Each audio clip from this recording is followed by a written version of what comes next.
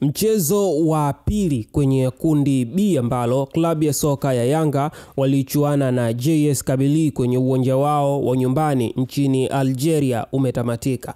Na matokeo ya mchezo huu ni klabu ya soka ya Yanga imetoka suluhu ya bila kufungana na JS Kabylie kwenye uwanja wao wa nyumbani nchini Algeria.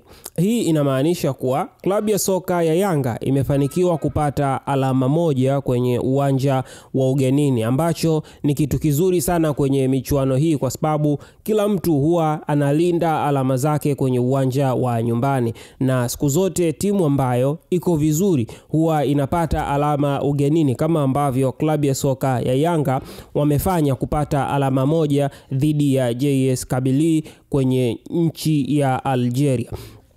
So hii inamweka klabu ya soka ya Yanga kwenye msimamo, anakuwa ni mtu wa kwanza, timu ya kwanza ikiwa na alama 4, wakifuatiwa na Al Ahly ambao wana alama 3. Kumbuka Al Ahly bado hajacheza mechi yake mpaka saa 4 usiku. So klabu ya soka ya Yanga imerudi na ushindi wa namna hiyo. Mechi ilikuwa tough sana. JS Kabylie walipambana, walifanya kila ambalo walitakiwa kufanya ili washinde mchezo huo, lakini klabu ya soka ya Yanga walikaa vizuri sana. Pongezi ziende kwa Djigui Diarra, moja ya wachezaji ambao wamefanya kazi zao vizuri sana kuwazuia JS Kabylie. Mashuti mengi ambayo walikuwa wanapiga yalikuwa yanaangukia kwenye mikono ya Djigui Diarra. Lakini pia tusisahau mabeki wakati ambao alikuwa ni Jobu na Ibrahim Abdullah Baka. Yes, tulimuona Baka akizuia michomo muhimu, akiwazuia wachezaji wao kutokufanya chochote